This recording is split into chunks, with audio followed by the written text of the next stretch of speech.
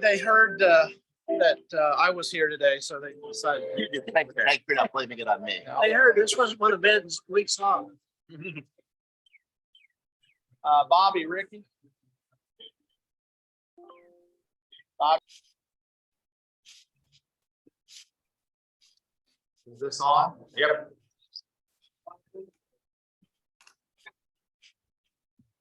Welcome, everybody. 3 weeks before Pancake Day. A couple of things for the good of the cause. A sympathy card's being passed for past President Carl Petsky's wife, Pat, who recently passed away. They moved to North Carolina a number of years ago. A card is being passed around today for Milton Hardy, who lost his uncle after singing a solo at another relative's funeral. His uncle just dropped. Cards being passed for him. John Bradshaw is now at home. Is he on Zoom? No. Nope. Lazy lot. But John Bradshaw is now at home doing well. And I understand that Lloyd Enoch is improving. That's all good news. Also, High Nicely lost a family member earlier this week. The funeral was yesterday. So cards are being passed. John has those. Let's see, the call for introspection today will be Chief Cook and Bottle Washer John Montgomery, and the Pledge of Allegiance will be his guiding light, Joyce Montgomery.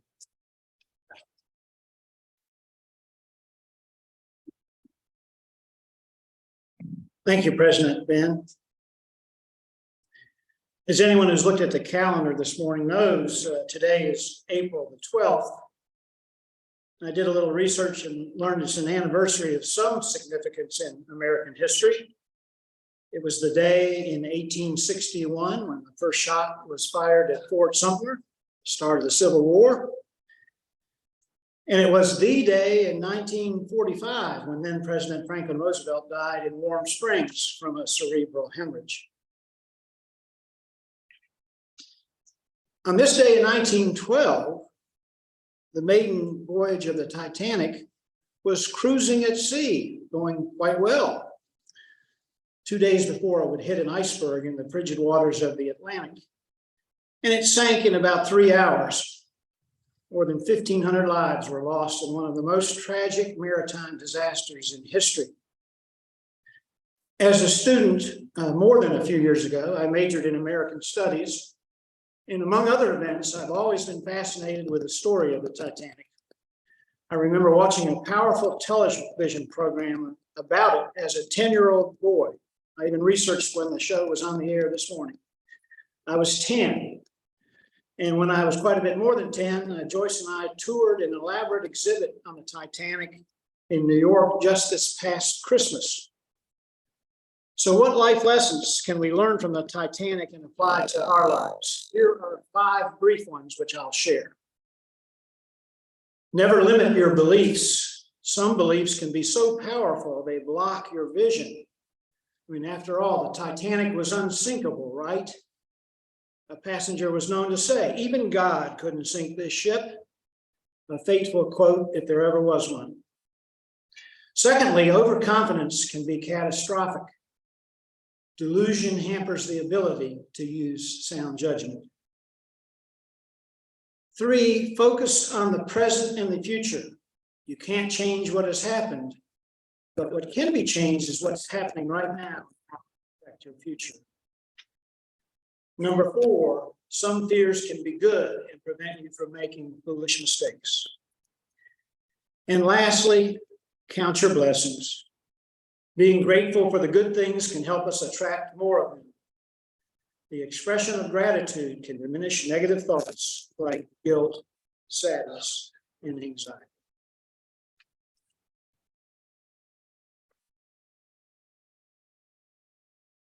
Please join me in the pledge. I pledge allegiance to the flag of the United States of America, and to the republic for which it stands,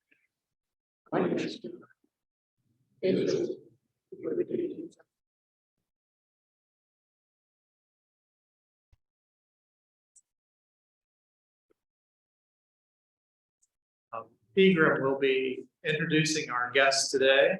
Thank you, Pegram.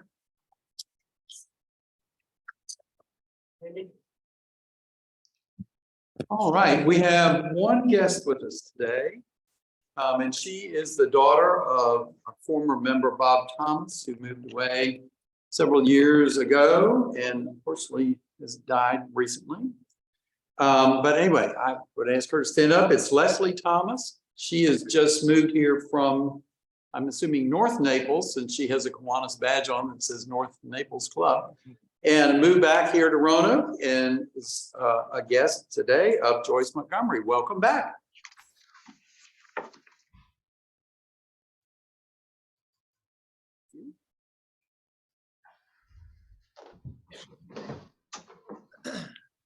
It's that time of year again when we announce nominations for the board and officers of the club. And Don Witt, who is the chairman of the nominating committee, will let us know who's who. Thank you, Ben. Since I'm in charge of taking photographs. Good job. Good job. We have a great slate of officers this year. We'll start with, and this is not nominated, he's already agreed to become president, Micah Brockton. Vice president will be Gene Bollendorf. And the best job of the world, past president, Ben Spiker. And he has agreed to continue on in that position. So the nominations this year, we have 3 directors, Alex Barge, Bill Bespich, and Brooke Tully. And then, drum roll please, Vice President Joyce Montgomery. Now, there's no nepotism here, but you know. And finally, our illustrious treasurer and secretary, John Montgomery. We will take nominations from the floor next week, and then the following week we will vote on these illustrious candidates. Thank you.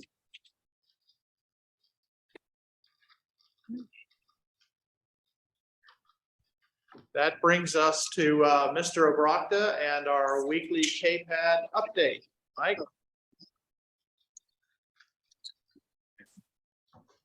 Thank you, President Ben. I'm going to turn the microphone over to ticket co-captain Mike McAvoy in a moment. But Bobby Ricky, thank you. But before I do that, I want to give you a summary of what I said in the newsletter this week. That newsletter article is titled "No Ghosts." No ghosts. By the way, raise your hand if you read that already. Thank you for that. The rest of you are going to benefit from hearing it for the first time, right? So when I was a child, I was afraid of ghosts. As an adult, not so much. Until now. Now that I'm running KPAD, I've redeveloped a fear of ghosts. Volunteer ghosts. You know, volunteer ghosts. That's the term that refers to well-meaning volunteers, such as yourselves, who show up at KPAD without using our official sign-up system in advance. Well, that terrifies me. You know why? This year, KPAD is different. As a consequence of our partnership with the craft show people, there'll be 3,000 customers in the room next to ours. And many of them are going to come eat breakfast. I have no idea how many. We will call that a surge. When we get a surge, we will be unprepared to serve those people breakfast unless we know how many volunteers we have and where they are. So my plea for you, even if you've been volunteering for KPAD for decades, my plea for you is sign up in the system ahead of time. So we know who you are, where you are, and when the surge hits, we can call on you. Do we have an agreement? You bet. Only half of you said that. Yes. Do we really? Yes. It would be a big help, thank you. Okay, What's called Harry up, so that goes well with your thing. well, Harry's coming up. Harry, you want to come up now? Yeah, up and down here, because it goes. After the stump speech, Harry's the one that's got to make it happen. Well, I was disappointed today because my good friend Jim Randalls is not here. But So I'm confused, regardless, I don't know what on your table is a QR code. I don't know either. Let me see. Oh, you know it. Now, all you have to do today, Yeah. we're here, is take your phone out, camera, take a picture of it, and you're right into Okay, our no, we won't website be that where, long, for sure. everyone got an invitation. You want to just, you want me Monday just to meet is you about there? 9 a.m. So if it went into your spam or something. All right, look sounds for it, good. okay? And I can send you out another link. I'll just meet you But there. That'll everyone make it needs to easier. sign up.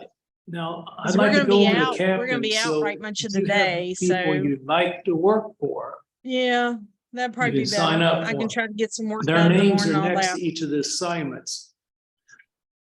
We Sweet, got sweet. I'm looking Lance forward to it. Bowen doing pancakes. We have Tom Miller. He just walked in, doing the kitchen. Some of it And Tom, you're one of the best recruiters. You've got a lot of people on your Yep, crew. I agree. He's a pretty good, I think he's a I pretty nice guy agree. anyway. We got Stephanie Moon Reynolds is doing the serving and dining room. Jenny Lee's doing the supplies for the day. And I was just talking to somebody, said they're gonna be the assistant there. Okay. Drinks and condiments, Lois James. Batter is Bruce Swanson, who's usually here, but I think he's out of town this week. And the equipment setup person is Sam Leinberg III. He was the first person to sign up Monday morning. So, anyway, I just urge you to look for that email invite. It was Monday around 9:15 a.m. I urge you to get your phones out right now and sign up. And we'll keep on reminding you each week. So thanks a lot. I appreciate it. Thank you, Harry.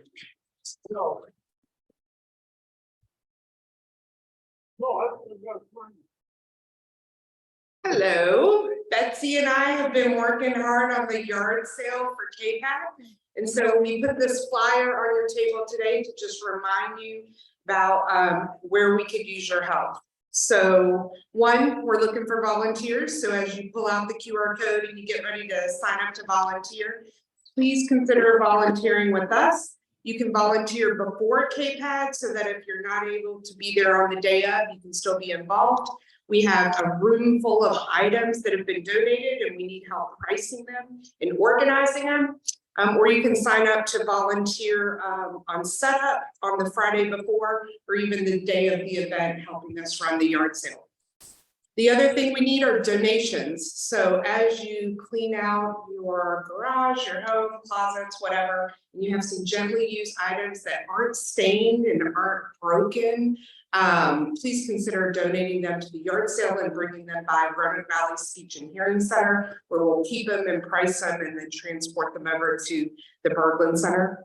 New this year, we're also doing kind of a thriftique, a little area for a little bit higher priced items that'll be in the yard sale. So if you have some items that might be a good fit for that, let me know. And then we're also doing kind of a kids toy area. So hopefully that will appeal to all different individuals who are attending the pancake breakfast. So you can drop off the items anytime during the week when Roanoke Valley Speech and Hearing is open. Typical business hours, except on Fridays, we close at 12. You can just bring the items in, give me a call ahead of time or shoot me a text. And then the other thing we're kind of looking for is if anyone has any good fixtures that would help us display the items nicely at the event, that would be appreciated. So like some nicer baskets or a shelf that can sit on top of a table to put some items, or like clothing or blanket wraps. That would be really helpful for us to borrow for the event. And that way we can just make the yard sale look a little bit nicer and not just a bunch of items thrown on top of a table. So I've left my email address at the bottom and my cell phone number. Just feel free to contact me. You can contact Betsy as well, or channel you to her. And thank you. We appreciate y'all's support and your help with this. Question. Yes. No, you can price it. We don't need an estimated value on the items. You can price it ahead of time, or you can give it to us and we'll assign a value to it for the event. And if, right now the goal is that whatever doesn't sell will be donated at the end of the event. So if that's different for anyone and they want to retain an item, you would just need to let me know that ahead of time.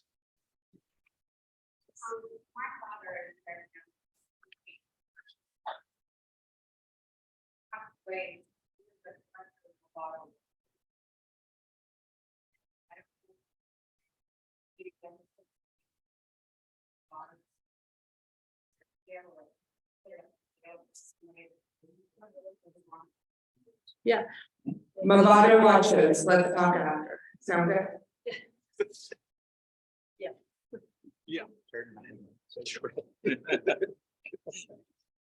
Thanks, Leanne. So good afternoon, Kiwanis. Good afternoon. All right, we're getting better. By the end of the season, we'll get that done.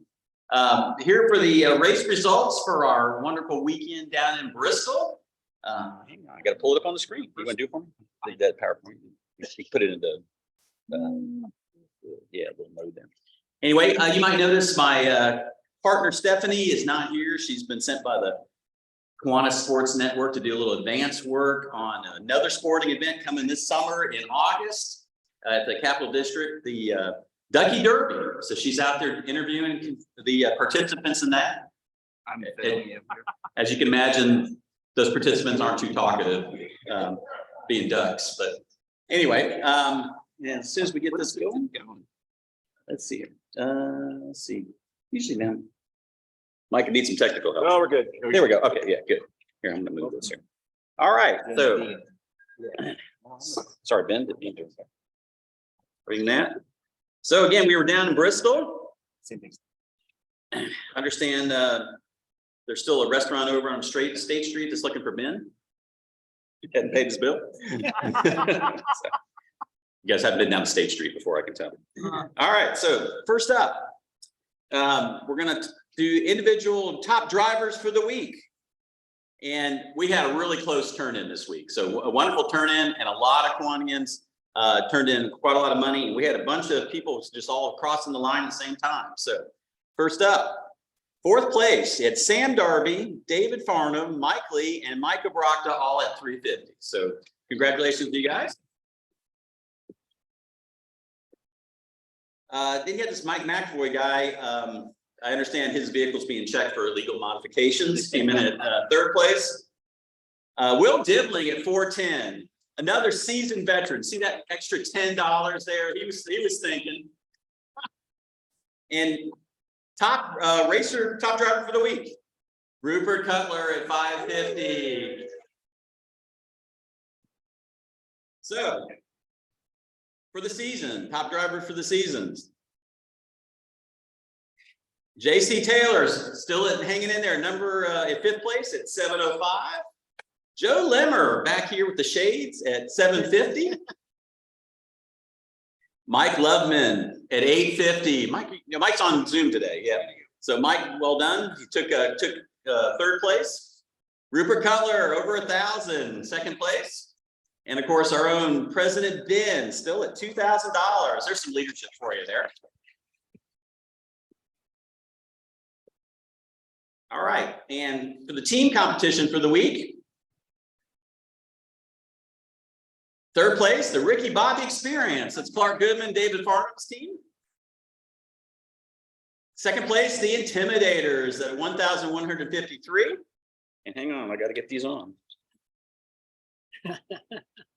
For first place, Full Throttle at 1664. Milton Hardy's team. I think y'all know Milton, they've been kind of like hanging out at the back of the pack, and now they're making their move. He's been sandbagging you guys, and they were first place for the week. So, Strategy. yeah, well, you're talking to Bobby Rick. So, total for the week. You guys ready? Turn in for the week. We had 4,866. One of our best weeks so far. And Michael Brock is going to run a little video for us here to show you the season total. So, Mike, let me get out of this here for you. Yeah, here you can do it. I'll let you do it. Okay. All right. Yeah. So, David, I'm going to give you this. Since Milton's out, I'm going to give that to you for the team win. Congratulations. Where's our cameraman? Come on. Yeah. Here, get those flag.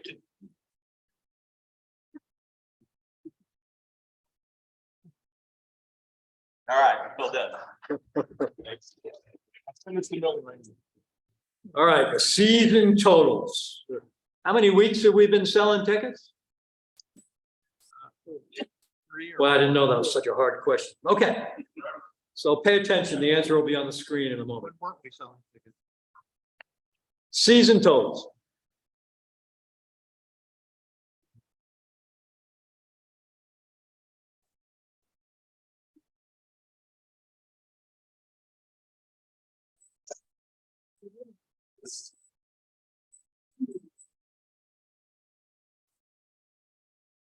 So a few things that I've observed as I make these videos, the dominators aren't, and the intimidators are.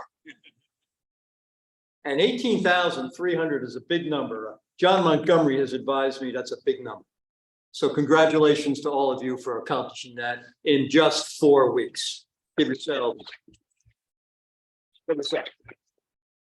Now I got two related announcements. You had a guest introduced earlier today. Did you pick up on who she is? Daughter of Bob Thomas. Bob Thomas is legendary in this club for what? The Mexican vanilla. Mexican vanilla. There's never been a K-pad without Mexican vanilla in the pancakes. Well, poor Bob is not here to do that this year, as you heard. But Leslie tells me that during a recent trip to Mexico,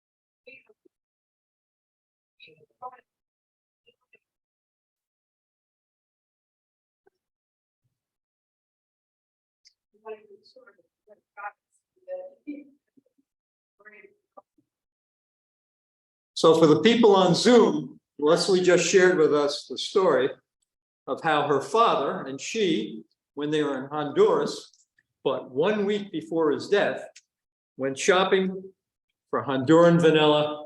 K-pad is saved. Thank you, Leslie and Bob.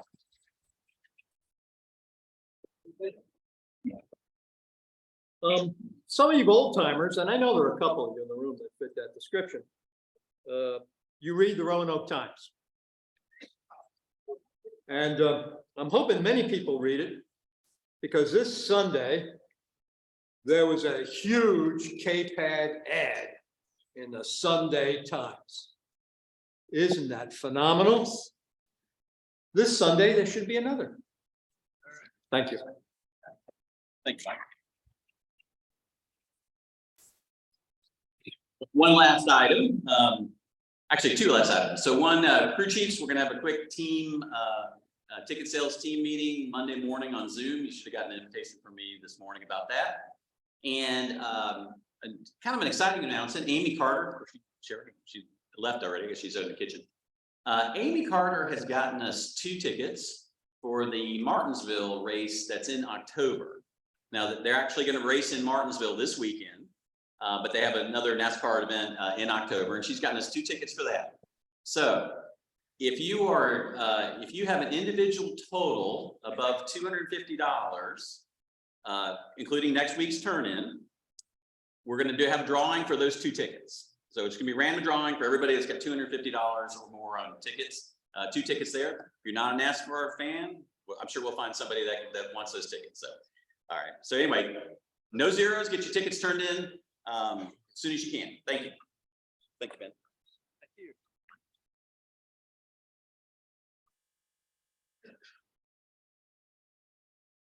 Please be sure and sign up as a volunteer. I know Mike's really sweating bullets over his ghosting problem. We do have a few minutes for brag bucks. If anybody wants to come forward for brags, Bob Rutherford. Any others? Oh, and I've got to do the announcement. Bob, hold your water. Interesting phrase. I'm getting ahead of myself there a little bit. That's because I take a diuretic, so it's important. I just want to remind everybody, April 21st, Inter Club at the Stony Brook Winery. Signups are on the table. We currently have 18 folks signed up. We were shooting for, I don't know, 40, 50, something like that. April Farmer, who's coordinating that, the Lieutenant Governor, needs a number for the caterer by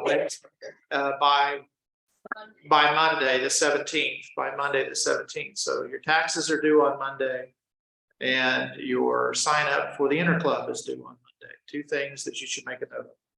You actually have until the 18th. Do you have till the 18th to file? Kids Fishing Day is April 22nd. Sign up sheets, Bob has put those on the table. This is the last opportunity to sign up for Kids Fishing Day. It's Saturday, April 22nd at Hope Tree. April 22nd is the Earth Day cleanup at Horton Park, beginning at 9 a.m. We'll run till noon. See Sherry Hartman. Send her a note, send her an email, let her know you're coming. That's at the Horton Park, the nature park behind our playground. The regional meeting, which is taking place in Wytheville, also on the 22nd. 22nd is a really big day, you guys. Also on 22nd, Kiwanis pays the registration fee. Mike Obrachta is one of the presenters. There'll be a bunch of folks attending from the Capital District. I nicely will be there, so you know it's an important event. The Interfaith Prayer Breakfast sponsored by Horton Freight is Howell Freight. I'm sorry, I got that wrong. Howell Freight.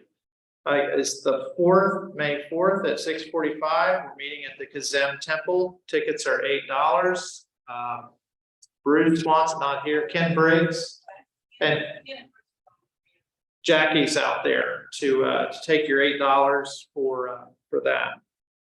That's what we have for announcements. Everything is on the website. Everything is on the calendar. If I've overlooked something or missed something, please go to the website. Please check the calendar. Now, brag bucks. We're back on schedule.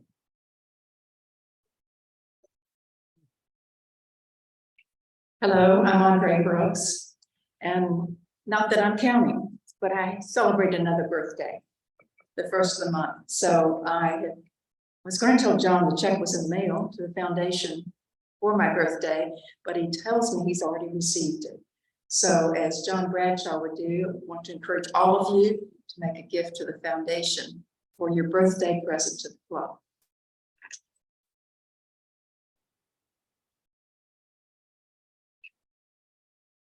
I love Ben, but he's not nearly as enthusiastic as he needs to be right now.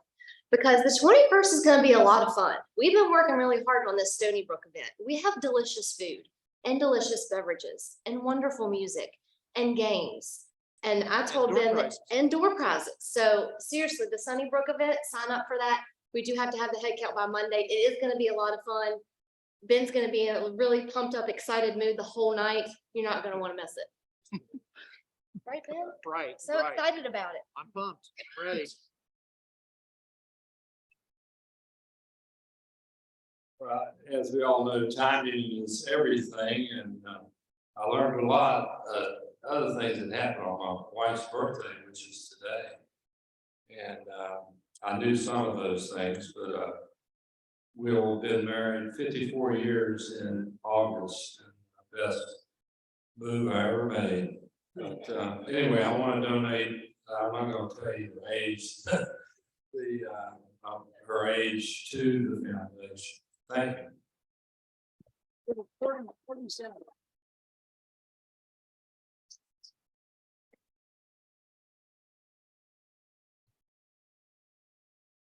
Thank you, Emily. Emily said to be sure and tell everybody that all the cool kids are gonna be at the Interclub event on the 21st. So I left that part out. She felt compelled. Dave Perry will introduce our speaker.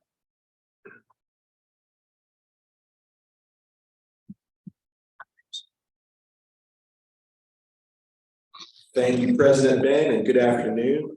When I said last week that because this is Earth Month, that some of y'all wanted to skip out on the meetings and go outside and enjoy the earth and nature, I wasn't really serious. You need to come to the meetings. So we need a big crowd for the rest of the month.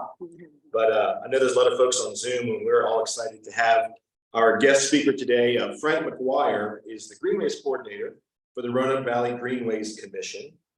And before coming to the Greenways Commission, he was the Program Director for Trails and Outdoor Recreation at the Pennsylvania Environmental Council, where his work focused on coordinating and supporting several large-scale trail initiatives.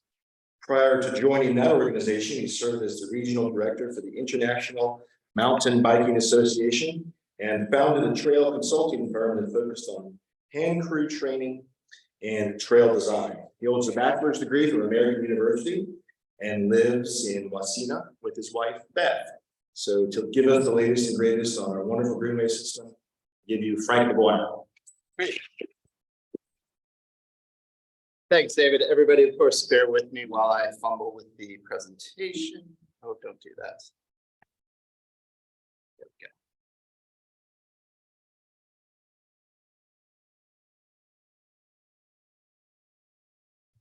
go. Okay. So again, thanks, David, for the introduction. As he noted, I was a transplant to take over this opportunity to be with the Roanoke Valley Greenway Commission as the Greenway Coordinator.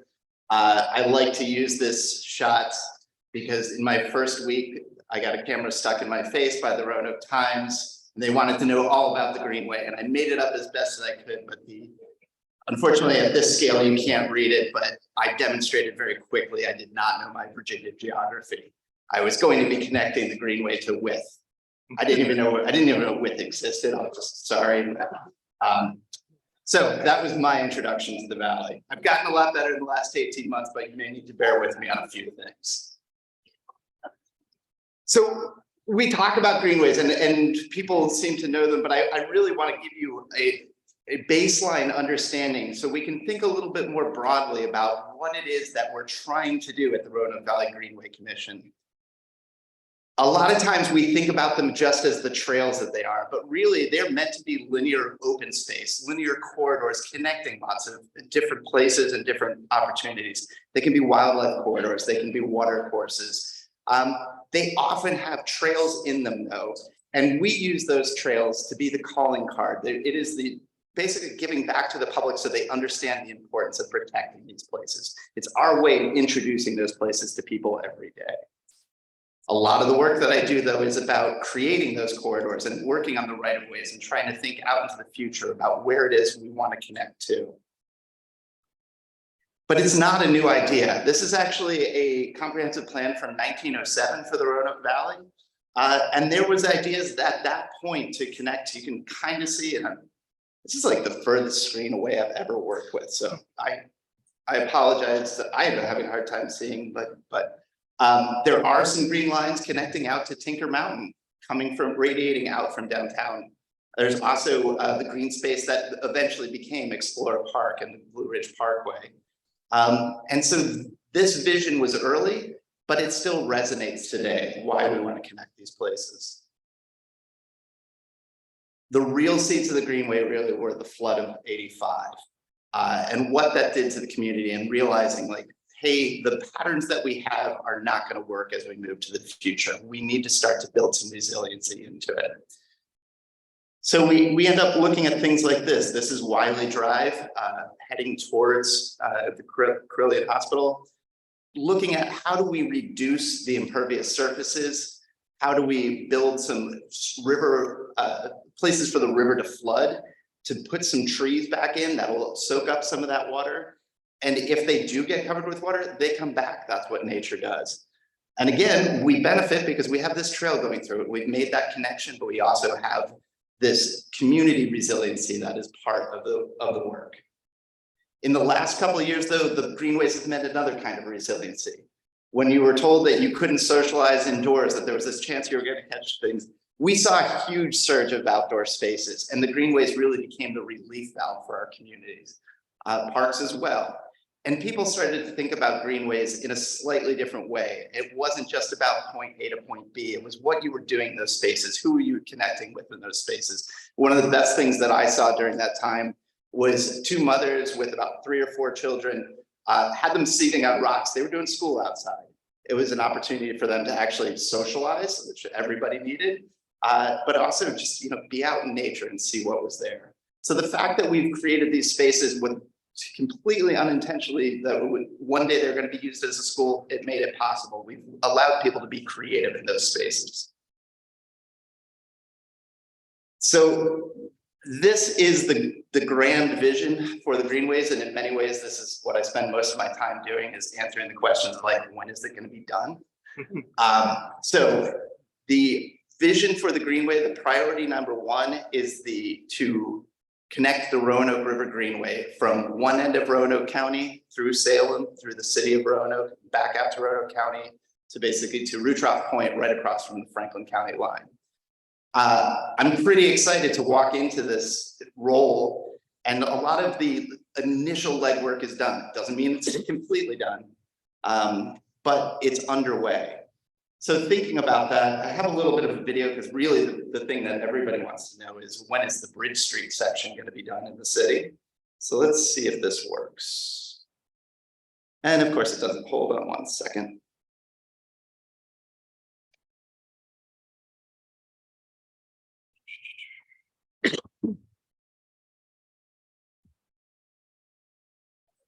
The really important connection to link the greenway that's out by Blue Ridge Drive and Aerial Way, Roanoke River Greenway, to the main part of Roanoke River Greenway that's contiguous between Bridge Street and Bennington Trailhead. This is the last of the Bridge the Gap for the city of Roanoke. So it's a 1-mile stretch that's under construction. It has a bridge on it, and it is going to allow folks to ride from the Cook Drive Trailhead in the city of Salem all the way to the Bennington Trailhead in Roanoke. About 12 to 12 and a half miles. And then on this side of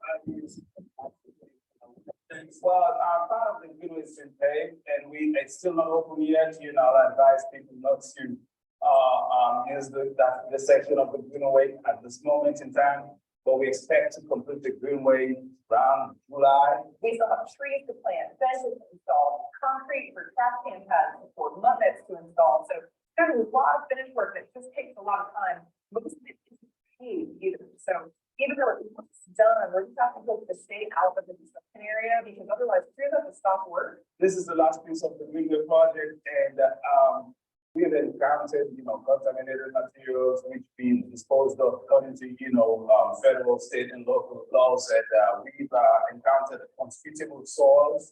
So we have to put down the right type of pavement system that will fit into the soil conditions that we have. This area that we eroded, so for us to do the greenway, we actually have to stabilize the class 2 reground, put some real tough test concrete system to hold that. Another challenge was, of course, the bridge itself. The bridge is little, close to 270 feet long, single span truss bridge, pedestrian truss bridge, and so it's a challenge as well over there to get that, installed. We have 3 retaining walls that we have to install for this project. We completed 2 of those retaining walls, and we do the major one right now. If we can build a greenway closer to someone's home, then they don't feel the need to have to drive far to then walk or ride on the Greenway. And that reduces traffic on the streets, it keeps people closer to home, it reduces the carbon footprint, it spreads traffic out, and this overall makes it a safer experience for folks. So anytime that we could build stuff closer to more people in the city, it also is really good for equity. The section about a hospital is in our most affluent section of town, even though we're still in Southwest, this is a more impoverished area in Southwest in the Norwich neighborhood. And I think having a facility like this is really important for all neighborhoods in Roanoke. You got walkers, you got hikers, you got bikers, you got every type of people, kids, children and parents, families, and they're all here utilizing it. So it's a really great asset to the city, and it brings people, to the city. The greenways are the way we connect our communities. Okay, so many folks want to be able to leave their car behind and go out and enjoy a bike ride or a walk with their family. And if we can put more greenways on the ground, it gets people out and active, it improves health and wellness in the community, and it just makes people happy. You don't really run into people who are sad on the greenway or frustrated. All that much. There's people here and there, but overwhelmingly, people are just excited to be out in the sunshine on a beautiful day and recreating with friends and family, or riding their bike to a restaurant or a store, and just having a good time.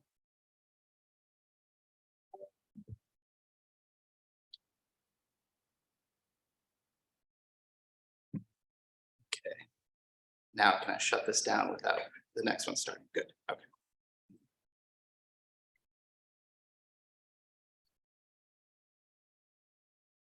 Okay. So both Renee and Josephus are employees of the city. I work for the Roanoke Valley Greenway Commission, which is actually a collaboration between Roanoke City, Roanoke County, Salem, Benton, and Botetourt. Almost forgot Botetourt. So they can say their greenway is almost done. I still have a lot of work to do. But it has been a 25-year effort to move the Roanoke River Greenway to this point. And just to walk you through a little bit of how this map is going. Over on our left-hand side, you can see the large blue line, which roughly follows the Roanoke River to the Montgomery County line. Roanoke County is currently in a conceptual plan for that, that they should be defining where that alignment is. That is the first step to get funding to actually make it happen. So it's great that this has finally been undertaken. The next little green section is Green Hill Park, that is there. The red section that's just past that, and I again apologize, the colors are a little faded here. That is slated for construction in the next 3 years. So this would be from Do-Goods Lane up to Kings Mill Lane. The county is currently working on it. It's in 2 phases. The first one should go to construction this fall, but probably a 3 to 4 year timeframe for all that to be completed. There's one little section in Salem as we're moving to the right, that's in orange. That Salem is now working on getting the easements across 3 properties to continue it all the way to Mill Lane. Then you get into a large stretch of the greenway that is completed all the way to Rotary Park, or I guess I should just say Salem Park in this audience. From there, right at Electric Avenue, VDOT is currently looking at the section to get the trail built over to Apperson. And that is underway, should be, they've got design, the preliminary designs are done. They should be going to construction on that section in about 1.5 years. So probably by 2026, that will be completed. I'm going to skip over a little bit to the other side of Apperson at Cook Drive. This is the section that was the original Bridge the Gap section. This is now completed, connecting the city of Salem to Roanoke. The piece that we just saw the video on is then Bridge Street. This is the last critical gap in the city of Roanoke.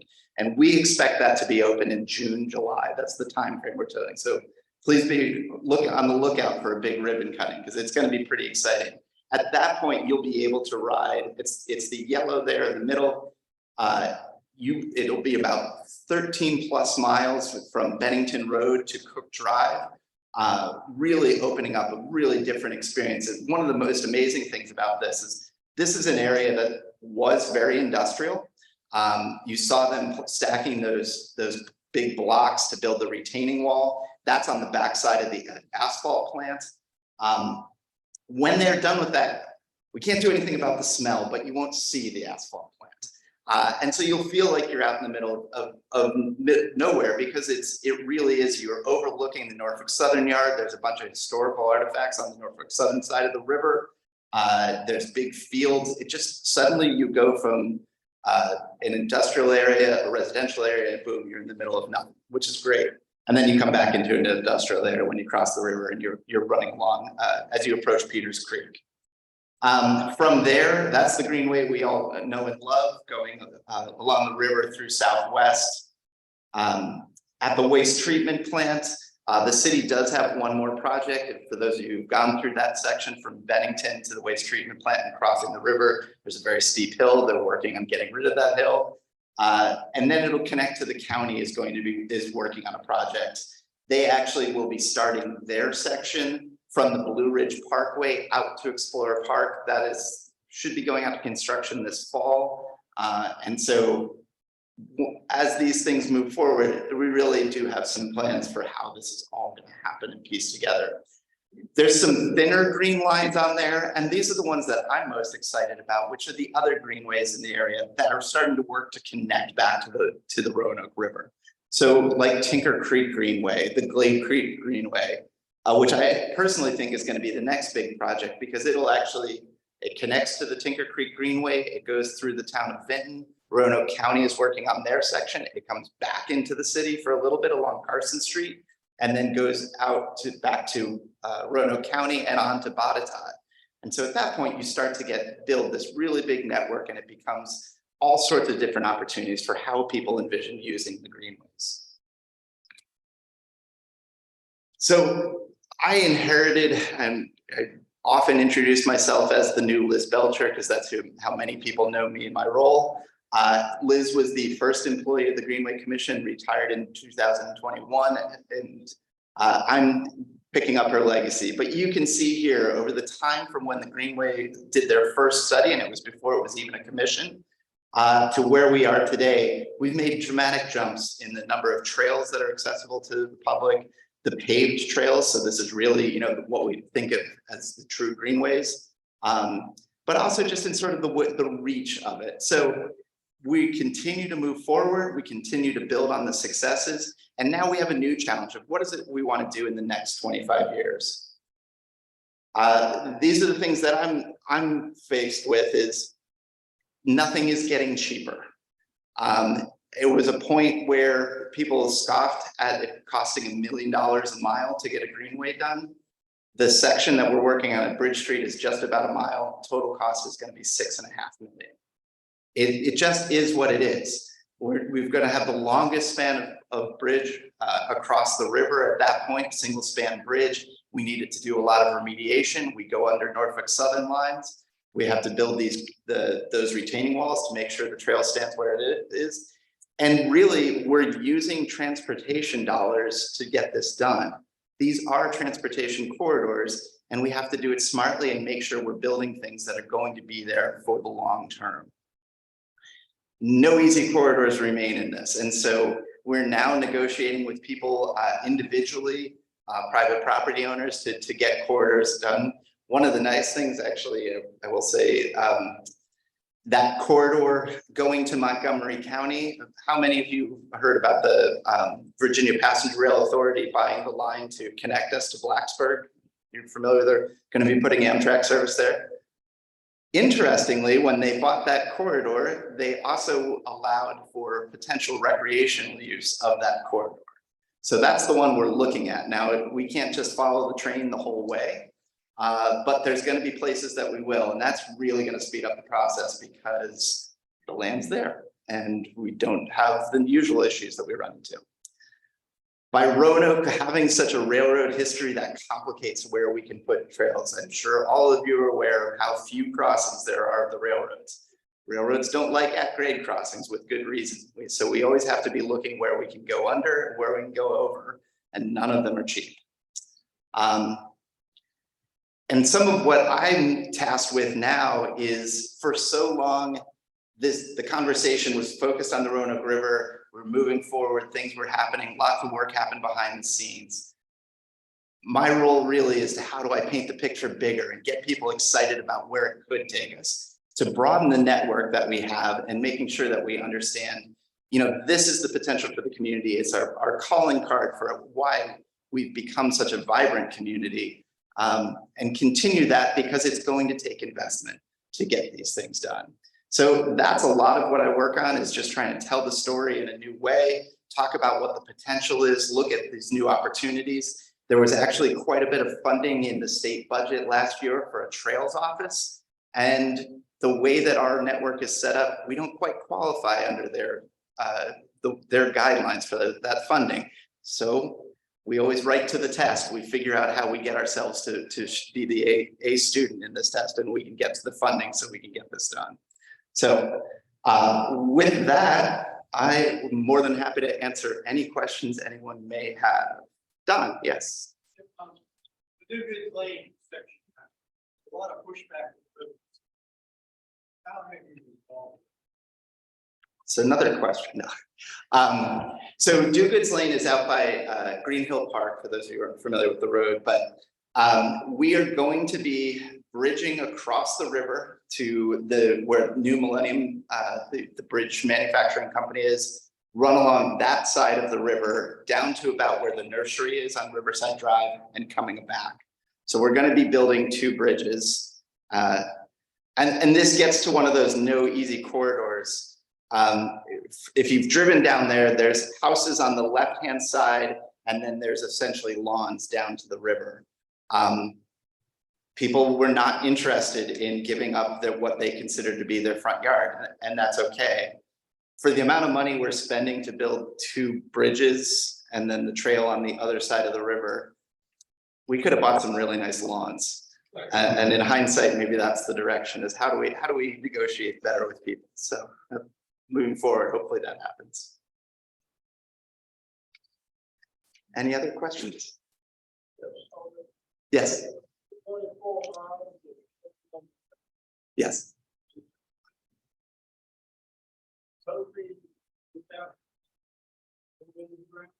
No, this is what we call nonprofit math.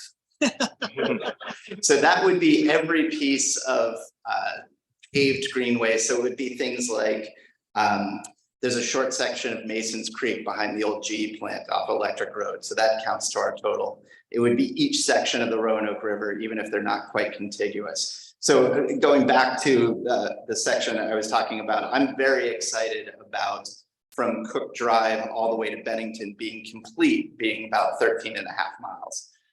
I skipped over a section when I was explaining that piece where Salem and VDOT are working on the stretch from Electric Road to Apperson. That they're going to build a nice new trailhead there at Apperson, but it's 700 feet from where the trail is on the other side of the river. In that 700 feet, we have to get under Norfolk Southern, under Apperson, and across the river. And so that is going to be a real challenge, not just from engineering, but also from funding, because there's just no easy way to do that section. So, yes, sir. No, I was thinking we make progress, more miles of greenways in our city. I was wondering how we might stack up along other similar sized cities. That's a great question. We, in some places, we're very far ahead. So one of the things is that Roanoke was and again, this was an outcome of the flood in '85, really took a hard look at what they needed to do for resiliency, and it started the commission long before anybody else was really thinking about that. So we do have, in Virginia, we always get cited as one of the best thought out networks. There are some places that have single trails that are longer than ours, but ours is really building towards this network. What has passed us by a little bit in the last decade, I'd say, is some other states. North Carolina is a great example of it. They really have committed to this idea of connected open space and using the greenways to push that forward. So if you go to a place like Winston-Salem, they've got some amazing greenway networks. So if we reach our potential, we're going to continue to be a leader. If we rest on our laurels, we're gonna fall behind pretty quickly. Yes, Don. I want to make one other comment. Back in 1988, Board of Supervisors came to the Planning Commission and said, I've got this idea of greenway through the valley. And I said, great idea. How are we going to get four communities to cooperate? And somehow it happened. It's really great to have four communities working together instead of fighting each other. Absolutely. And you know, the commission, that's one of the great things about it, is that we have representatives from each of the localities plus some others. You know, the regional commission, the water authority, and it is this opportunity to talk about what the shared goals are, but more importantly, how is it we can help each other out to make this happen?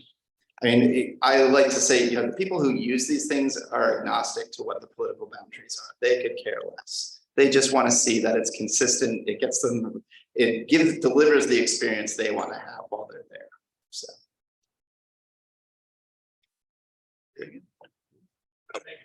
Sort of a rag at the same time. I make a comment. You know, Greenway Commission was formed in '87. This Belcher was hired as the first Greenway coordinator. And just as information, I think we did assume you all know this, but the Greenway Commission doesn't own anything. It exists simply as an intergovernmental agency or under an intergovernmental committee. So we really work towards coordination, planning, help with fundraising, help with all the technical challenges, and working on, you know, through various committees. But we don't have to do anything.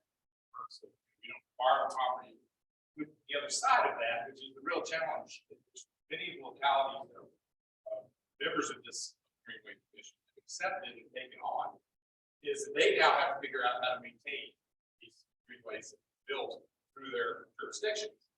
And so the continuing role of the Greenway Commission is going to shift more from not so much trying to build greenways from a river greenway, although we do really relish this challenge in Montgomery County, but more so working with localities to get the message out how each community has to work to support and maintain and improve the greenways that go through those communities, and trying to maintain connectivity that comes from the greenways and the common goals, common messages that have to go with using the greenways. So that's kind of that's an education. I want to brag for a moment on Frank because You got your $2. He's got some credit. Okay, he's I'm going to do more than two. When you think of someone like there's a lawyer giving up money. Like a job for close to 30 years, I think. 25. It was not an easy challenge, and you know we had talked for years on the position. I actually took the spot on the position, passed away in 2057, and but we'd always talked about hiring support, you know, having a succession plan for this. Well, it didn't happen, and but we were very fortunate, you know, to be able to bring Frank in. He has hit the ground running. He has brought a wealth of experience, but he's also, as you can tell, has learned very quickly about our area. And, you know, I always get lost. I still get lost when I go to Greenway meetings when they start talking about the roads in the place. I have to try to pull out my maps to figure out where it is they're talking about. But Frank's got to know it very well. So anyway, I want to brag on Frank. He's done a great job. Glad to have him. Well, thank you. I think and for those of you on the Zoom, just Lee said really nice things about me. But really, you know, to hammer home the point to Lee is that the individual localities do still own and are responsible for the maintenance. But our role is to be the cheerleader and keep thinking about what's coming next. How do we keep moving this forward? And how do we plan for, if we're going to treat these as infrastructure, how do we plan for infrastructure replacement? how do we, the institutional knowledge that Liz had, how do we start to disseminate that so that it's, it can be replicated and we can build upon it? So it's a challenge, but it's a good one. It's job security, I think. So, yeah, thank you. Thank you, Frank. Thank you very much. It's our custom that we provide an honorarium. This week, the honorarium is going to Pathfinders for Greenways. Those are the folks that go out and hack weeds. Yeah. So thank you very much. Thank you, sir.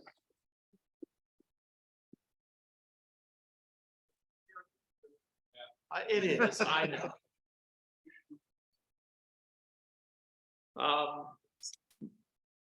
Michael Brockta asked to remind me that there's a KPAD meeting immediately following this one at one of those round tables back there. And if there is nothing else for the good of the cause, I say we're adjourned. Thank you, Frank.